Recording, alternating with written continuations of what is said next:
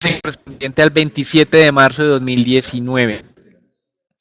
Calendario económico con varias intervenciones de miembros del Banco Central Europeo. En total son 7 funcionarios de esta entidad en conjunto con la octava persona que es el economista en jefe de esta entidad. Más adelante tendremos algunas declaraciones del presidente Mario Draghi que compartiremos en este comité. En los Estados Unidos tenemos hoy aplicaciones a hipotecas. También tenemos el tema de la balanza comercial, la cual salió con un déficit menor a lo anticipado por el mercado, solamente 51.1 billones de dólares de déficit en enero. El mercado esperaba 57 billones de déficit luego de que el anterior mes, el cierre del año 2018, diciembre, se registró un déficit de casi 60 billones de dólares, que es uno de los máximos de la historia reciente. Con respecto a Estados Unidos, en algunos momentos tendremos la publicación del balance de la cuenta corriente, donde el mercado anticipa un déficit del último trimestre del 2018 de 130 billones de dólares. También en los Estados Unidos, hoy hacia las 9:30 de la mañana, tendremos la publicación de inventarios de petróleo. El día de ayer ya se publicó el dato del Instituto Americano de Petróleo, API. Y con respecto a Estados Unidos, también hoy colocación de tesoros a 5 años, ayer fue colocación de tesoros a 2 años, así como las declaraciones de uno de los miembros de la Reserva Federal. Ayer fue una jornada muy activa en declaraciones de miembros de la FED y también un potencial candidato para ocupar una de las vacantes en la Junta de Gobernadores. En México también se tiene la expectativa de la publicación de la balanza comercial. Entrando en materia, tal vez lo más relevante ha sido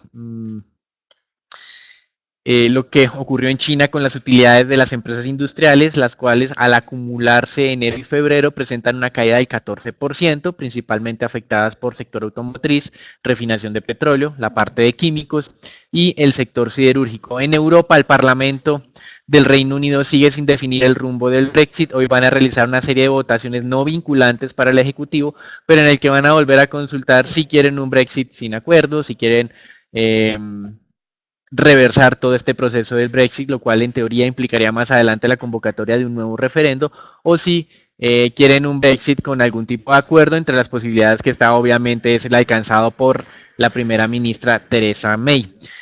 Lo que nos muestra esto es que nuevamente no hay una clara postura por parte del Parlamento británico y que sigue dividido entre sus diferentes facciones.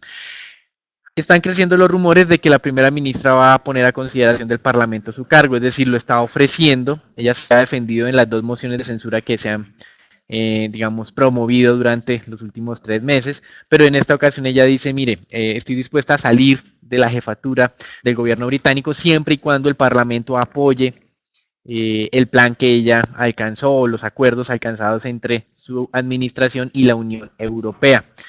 Entonces, digamos que el mercado hoy sigue sin definir qué va a ocurrir con este proceso, pero como ustedes pueden ver en la columna del lado izquierdo, donde tenemos todos los mercados accionarios, tenemos una clara valorización, sobre todo en el tema europeo. El resto del mercado está relativamente tranquilo. Los futuros de Estados Unidos a comienzo de esta jornada estaban algo negativos, en este momento están casi que planos. Entonces hoy tenemos una jornada, o por lo menos en el arranque, un poco más sosegada en lo que es el mercado accionario, no así en el mercado de renta fija. Con respecto a los Estados Unidos, tenemos que la Reserva de Atlanta, con su modelo de pronóstico que no necesariamente ha sido muy asertivo durante los últimos trimestres, pero sí es uno de los indicadores que el mercado sigue de manera detallada, está pronosticando entonces un crecimiento solamente 1.3% para primer trimestre del 2019. El año pasado, recuerden que cerramos con un crecimiento del doble de este que está calculando ahora la Reserva de Atlanta. El año pasado cerró con un 2.6% del último trimestre. Ayer tuvimos unos datos negativos en la parte de confianza de consumidor, sin embargo, el texto histórico la confianza sigue alta, lo que pasa es que registró un descenso que el mercado no había anticipado y el tema del sector inmobiliario continúa generando algo de suspicacia. Si bien es cierto, las licencias estuvieron relativamente en línea con lo anticipado, el inicio de construcción de viviendas sí cayó más fuerte. Y el día de ayer en la noche se conoció que la Cámara de Representantes no alcanzó la supermayoría para revertir el veto del presidente Trump a la decisión del Congreso de congelar esa declaratoria de emergencia que él anunció. Recuerden que esa declaratoria de emergencia la está utilizando el presidente para redirigir fondos y poder dar inicio a esa construcción que tanto prometió en el muro fronterizo con México. Los mercados accionarios entonces hoy estamos viendo una dinámica un poco más tranquila, más favorable. Recuerden que la semana pasada había sido muy negativa, especialmente el día viernes por los PMI, esos indicadores industriales, y el día de ayer se veía una situación un poco más positiva. Vimos rebote, sobre todo en lo que era el sector financiero de Estados Unidos, y esto es llamativo. Recuerden que existe una percepción de que el planeamiento de la curva de rendimientos va en contra de los márgenes de rentabilidad de las entidades bancarias, y por eso pues el día viernes era uno de los sectores más afectados. El día de ayer, pues ahí tuvimos los mayores rebotes. También el sector petrolero se ha visto beneficiado por la persistencia del precio del petróleo cerca de sus máximos del año. El día de ayer, como mencionábamos durante el comité, de manera parcial estuvimos superando los $60 para el caso del WTI. Hoy estamos algo por debajo, estamos en los 59,80. Hace un rato estábamos en 59,57, pero digamos que en términos generales esto ha ayudado al sector petrolero. Petrobras el día de ayer de manera específica se valorizó más de 4% en Brasil, y de alguna manera esto terminó empujando para que el Bovespa volviera a superar los 95.000 puntos. Recuerden que el Bovespa durante el último mes registró en varias jornadas máximos consecutivos, incluso en algún momento se superó los 100.000 puntos, lo cual pues de alguna manera estaba mostrando ese buen ambiente que existe entre la comunidad inversionista por mercados emergentes, a pesar de todo esto que estamos mencionando sobre los riesgos de recesión en los Estados Unidos. Eso es todo por ahora, lo dejamos con Raúl. El S&P en la jornada de ayer se valorizó y recuperó los 2.800 puntos, eso impulsado por un menor temor por parte de los inversionistas de una posible aceleración económica mundial. Cabe destacar que en caso que el índice siguiese buen comportamiento, el próximo nivel a probarse alrededor de los 1.850 puntos. En cuanto al comportamiento de los futuros, estos se valorizan levemente en medio bueno, ya se mantiene relativamente estable, se valorizaba en las recientes horas de la mañana, a pesar de que la curva de rendimiento se sigue invirtiendo cada vez más. Puntualmente, el spread entre los tesoros de 10 años y 3 meses.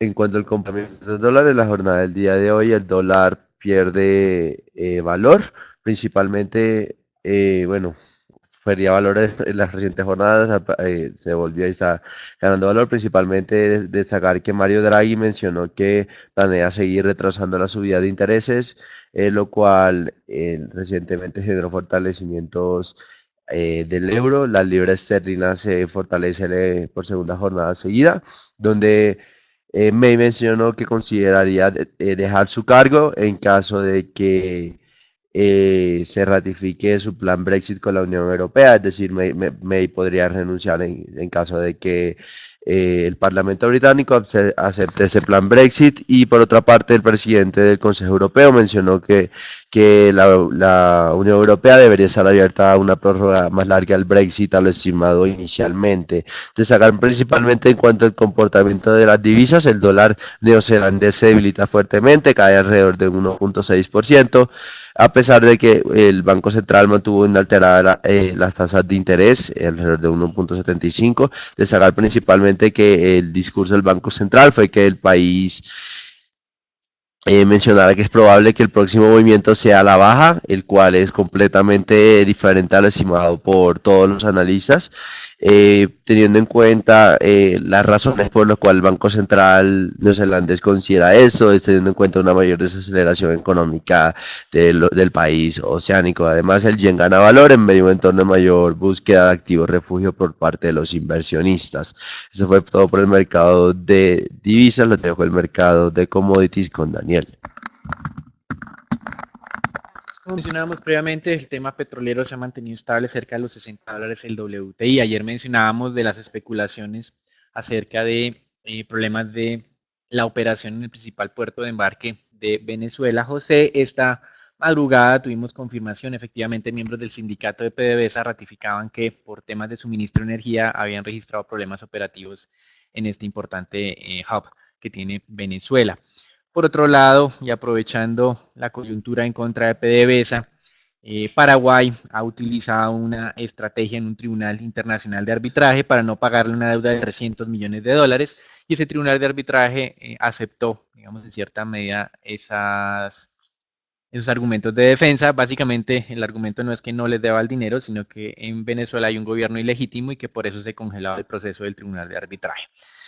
Esto pues es llamativo, utilizan, digamos, unos instancias judiciales internacionales, pues con argumentos que, digamos, de alguna manera ayudan a los acreedores, pero no tienen nada que ver con el proceso que se estaba llevando a cabo en el tribunal.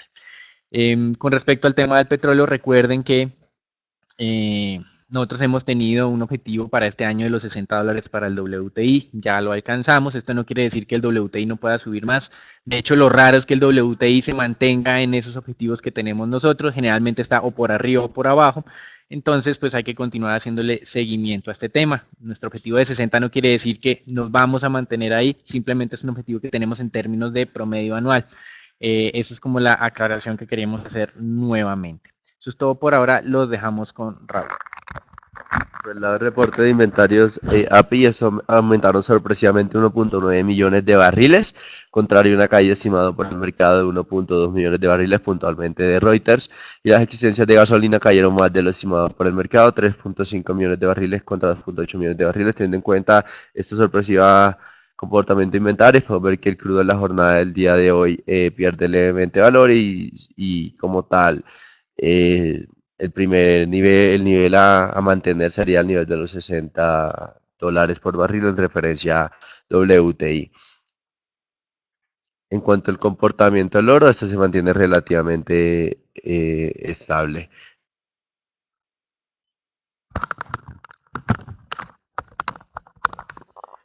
Y como mencionábamos al comienzo de este comité, la apariencia del sector o el mercado accionario estaba relativamente calmado, pero el de renta fija no. Estamos registrando nuevos mínimos de negociación de las tasas de tesoros a 10 años, nuevos mínimos de negociación de las tasas de los bonos alemanes a 10 años. Estos niveles de negociación para el caso de tesoros no se observaban desde finales de 2017, tasas del 2,39, incluso esta madrugada estuvimos un poco más abajo de ese nivel. Y en los bonos alemanes estuvimos en una tasa negativa, pues estamos actualmente en menos 0.05%, es decir, inversionistas que compren estos bonos alemanes y se mantengan hasta el vencimiento ya están de alguna manera abriendo la puerta para tener pérdidas de capital en euros. Esto implica que aceptan esta pérdida, pues no hay otra inversión más que les dé a ellos, digamos, una mejor relación rentabilidad-retorno, rentabilidad-riesgo. En este caso estamos hablando de pérdida-riesgo. Con respecto a las declaraciones de miembros de la Reserva Federal, Eric Rosengren, presidente de la Reserva de Boston, mantiene unas expectativas optimistas sobre crecimiento en los Estados Unidos. De hecho, él reconoció que era uno de los miembros de la Fed con un mayor pronóstico de crecimiento y que por eso él seguía esperando que el siguiente movimiento de la Reserva Federal fuera un incremento de tasa de interés. Ahora lo que estamos viendo es que esta postura parece que es la minoría dentro de la Reserva Federal. En contraposición, pues hay otras posturas como la presidenta de la Reserva de San Francisco, donde ella no mencionó de manera directa la política monetaria, pero sí mencionó que ellos estaban incumpliendo un objetivo de su política monetaria y era tener una inflación del 2% de manera sostenible. Ella dice que a duras penas en algunos momentos de los años recientes han logrado ese objetivo, pero que nuevamente están por debajo del nivel y que eso podría de alguna manera comprometer la credibilidad de la Reserva Federal. Esto, digamos, en plata blanca, lo que nos quiere decir es que Maridali está buscando o estaría defendiendo la posibilidad de recortes en el futuro de la tasa de interés. No lo dice explícitamente, pero tácitamente esto es lo que uno entiende de esas declaraciones. El presidente de la Reserva de Dallas dice que todavía no es el momento para hablar de recortes de tasas de interés. Dice que hay que dar un margen de espera, pero si ustedes lo entienden, lo que estamos viendo es que hay un cambio en el discurso. Ese tema de paciencia, si bien es cierto, lo continúan utilizando, fue válido al cierre del 2018, comienzo del 2019, pero en este momento ya finalizando el primer trimestre de este 2019, lo que estamos viendo es que están hablando poco a poco más de un posible cambio de ciclo monetario. Nos podemos demorar varios meses en esto, pero ya estamos viendo como un cambio de lenguaje un poco más formal.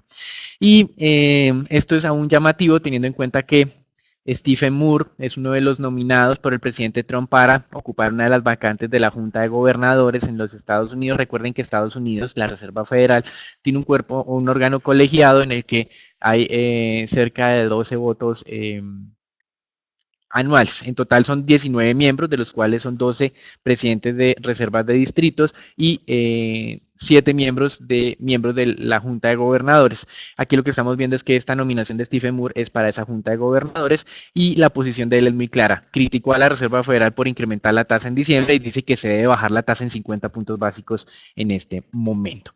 Entonces digamos que aquí ya estamos viendo cómo se consolida ese cambio del mensaje, incluso más allá de lo que el mercado todavía tiene en mente, que es el término de paciencia. Lo que nosotros estamos viendo es que ya algunos miembros de la Fed hablan o empiezan a sugerir un posible cambio del ciclo monetario. Incluso recuerdan lo que mencionamos ayer con la expresidenta de la Reserva Federal, Janet Yellen, que decía que ella no veía un escenario recesivo, pero que tal vez la inversión de la curva de rendimientos podría estar sugiriendo la necesidad de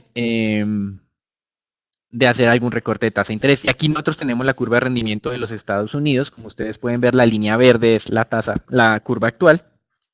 La línea puntuada era una curva que teníamos hace cerca de un año y un mes. Y con respecto a esto, lo que nos llama la atención es que las tasas de 2, 3, 4, 5, hasta 7 años están por debajo de tasas a cerca de 6 meses y un año. Por eso, cuando uno mira el diferencial en los Estados Unidos eh, entre 3 meses y 10 años, estamos viendo el día de hoy que está en un nuevo mínimo reciente de menos 6 puntos básicos, está en la línea blanca, pero mientras tanto el diferencial 2 años, 10 años, como la parte de 2 años es la más baja de la curva de rendimientos, ese diferencial sigue con cifras positivas de cerca de los 17 o 18 puntos básicos. Entonces, para algunos la inversión ya se dio porque tienen ese diferencial 3 meses, 10 años, para otros no se ha dado porque generalmente utilizan el diferencial 2, 10 años, pero sí lo que estamos viendo es un cambio en los pronunciamientos de diferentes miembros de la Fed o de importantes personalidades que de alguna manera tienen que ver con la política monetaria de Estados Unidos reciente.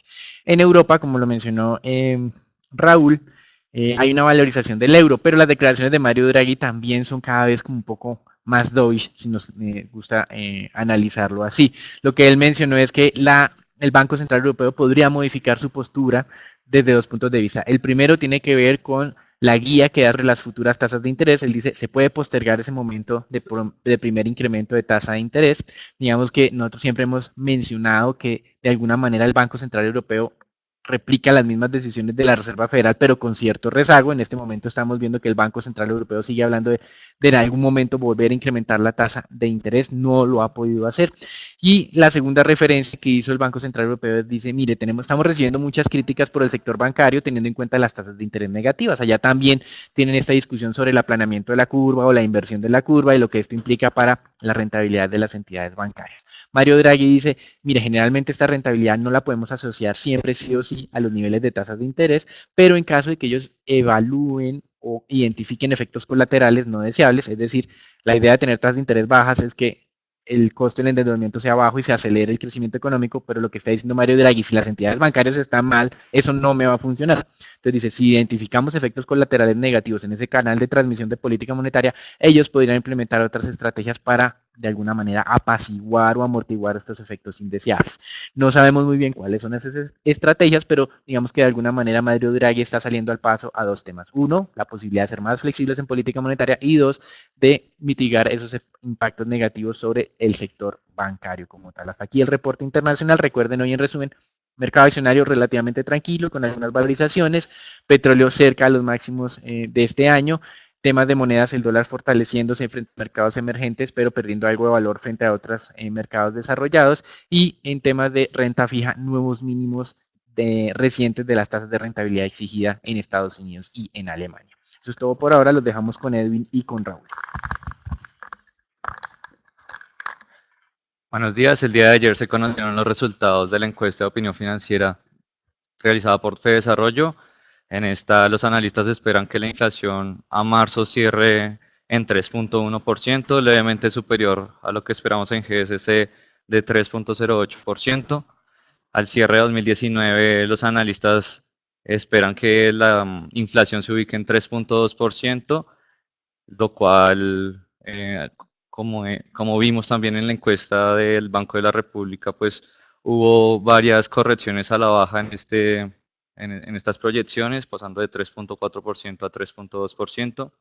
Y en línea con esta caída en las expectativas, hay una menor cantidad de analistas que esperan dos aumentos en la tasa repo, pasando del 62% en la anterior encuesta al 42%, mientras que el 27% espera una subida de 25 básicos, entre esos nosotros, y un 24% espera que la tasa se mantenga inalterada, lo cual tampoco descartamos. Con respecto a crecimiento, los encuestados esperan que el primer semestre el PIB de Colombia se ubique, tenga una variación de 3%, mientras que en el segundo semestre una variación de 3.2% y a final de año haya un crecimiento de 3.2%. Por otro lado, para el cierre de año, el porcentaje de analistas que... con respecto ya a los administradores de portafolio, estos incrementaron sus preferencias en TES tasa fija, acciones locales, deuda privada tasa fija, commodities y bonos extranjeros en este mes a comparación de el mes pasado, en donde los analistas sobreponderaban títulos en IPC y TSUR, que luego de conocerse el dato bajo de inflación en febrero, pues decidieron dejar de sobreponderar este tipo de indicador. Con respecto a renta variable local, en marzo, en este mes, se espera que, la gran mayoría de los analistas espera que el Colcap se valorice. Alrededor del 96.4% de los analistas espera esto, es decir, que casi la totalidad del mercado espera que hayan variaciones positivas en el indicador local. Ya específicamente las acciones que mayor valorización tendrían en los próximos 3 meses serían, según los analistas, serían con Concreto, seguida de acciones de Sura, Éxito, Colombiana e ISA. Eso fue todo por las noticias. También cabe destacar que se volvió a aplazar el comité consultivo, la reunión del comité consultivo de la regla fiscal. Esta se realizará el día de hoy a las 3 de la tarde y pues recordamos que es donde se espera que se flexibilice pues la regla fiscal. Pues según estimaciones del Fondo Monetario Internacional y del Banco Mundial, la migración venezolana le costaría a Colombia alrededor del 0.5% del PIB. Sin embargo, la flexibilización de la regla fiscal podría ser mayor. Eso fue todo ahora sí por las noticias locales. Pasamos con acciones con Raúl. El Colcap recuperó parte de lo perdido el día viernes, manteniéndose por encima de los 1.600 puntos en medio de una mayor calma en los mercados de la jornada del día de ayer. El día de hoy estimamos que se podrían observar leves descansos sobre el índice colombiano de esta tendencia alcista. Consideramos que, teniendo en cuenta el difícil entorno internacional, es mejor tomar utilidades en diferentes posiciones de compañías del sector financiero, de casos de Bancolombia, y también por el lado del sector petrolero de Ecopetrol. En cuanto al monte negociado, se negociaron 124.000 millones, la acción más negociada fue Ecopetrol con 33.000. Por el lado de noticias, Grupo Energía Bogotá anunció un préstamo de 1.420 millones de dólares para su plan de inversión 2019-2022. Consideramos que este crédito externo aprobado podría seguir impulsando el crecimiento de la compañía hacia diferentes países, puntualmente hacia Perú. Además, en cuanto a Nutresa, los accionistas de la compañía en la junta directiva aprobaron un dividendo anual de 612 pesos por acción. Y además el presidente manifestó que no tienen pensado salir de la marca Papa John's en Colombia. También al momento de observar el crecimiento de los resultados de Grupo EPM, a pesar de que tuvieron todo ese problema por parte de Hidroituango, los ingresos financieros tuvieron un buen comportamiento, también el EBITDA y la utilidad neta. El promedio de crecimiento anual de los últimos 3 años de la utilidad neta ha sido el 13.8%, con lo cual muestra como tal una buena dinámica del grupo antioqueño. En cuanto al comportamiento desde el punto de vista técnico, tenemos preferencia al grupo Argos,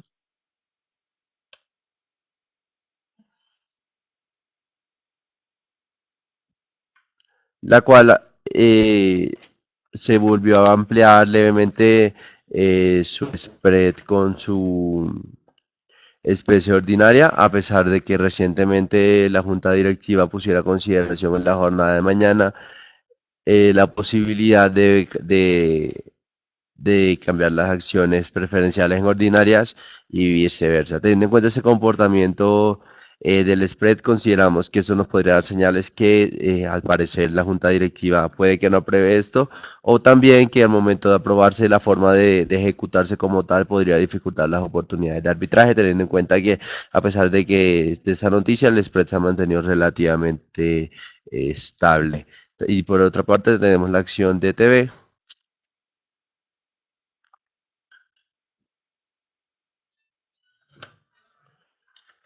la cual tuvo una importante valorización en la jornada del día de ayer, subió más de un 18 por ciento y se acerca a recuperar los 300 pesos, principalmente debido al cambio de panorama desde el punto de vista financiero de la compañía, donde reportó utilidades después de 4 años de pérdidas. Creemos que en caso de que siga esa buena dinámica, el precio de la acción, según sus fundamentales, superaría los 550 pesos, aunque teniendo en cuenta que es una especie de baja liquidez, consideramos que no es recomendable para todos los inversionistas y además podría tener ruidos adicionales, teniendo en cuenta todo el tema político que rueda esa compañía. Eso fue todo desde el punto de vista accionario. Dejamos con dólar con Eddie.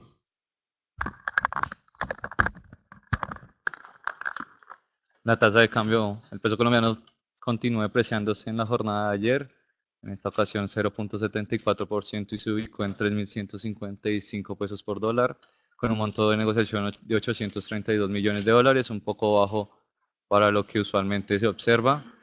El comportamiento de ayer se dio principalmente por el fortalecimiento que tuvo el dólar en la anterior jornada y sin embargo pues esperamos que haya apreciaciones en lo que queda del mes, a pesar de que a hoy ya la tasa de cambio se sitúa en 3.183, sobrepasando como o dentro de la resistencia, la anterior resistencia de los 3.180. Esto se da principalmente, como lo indicábamos hace una semana, por la tendencia positiva que va teniendo la divisa norteamericana, en donde observamos una tendencia, un- en donde observamos que el índice varía entre una tendencia positiva, que todavía no llega o que va en la mitad de esa banda y podría incluso seguir fortaleciéndose. Con respecto a renta fija local, los TES continúan descansando su rally y se desvalorizaron el día de ayer, alrededor de 4 básicos los test de 2024. En general, la curva en pesos se desvalorizó 2.4 básicos, principalmente por las referencias a 2028, 24 y 19, que se desvalorizaron alrededor de 3 y 4 básicos. Por el contrario, los test denominados en VR se valorizaron 0.3 básicos, pues se mantuvieron flat el día de ayer, también con un monto de negociación bajo de alrededor de 4.5 billones de pesos. Con respecto a deuda corporativa, se operaron alrededor de 12.700 millones a través de bolsa y 785.000 millones por OTC. Lo más transado fue fija simple con vencimientos 2019 y 20, seguido de Iberia un año, que tuvo alrededor de un monto de negociación de alrededor de 18%, en línea con lo que se observaron en las últimas jornadas, donde Iberia se está operando alrededor del 20%, por lo que continuamos creyendo que de pronto hay algunos inversionistas que se están ubicando en estos papeles. Entre para terminar, Construcciones El Cóndor va a emitir hoy papeles comerciales a 358 días por un valor de 100.000 millones de pesos que van a ser para sustitución de pasivos financieros. Eso fue todo por el comité de hoy. Los esperamos mañana con un nuevo informe y les recordamos que nos sigan en nuestras redes sociales, Facebook y Twitter, para mantenerse informados acerca de los movimientos del mercado de capitales. Muchas gracias.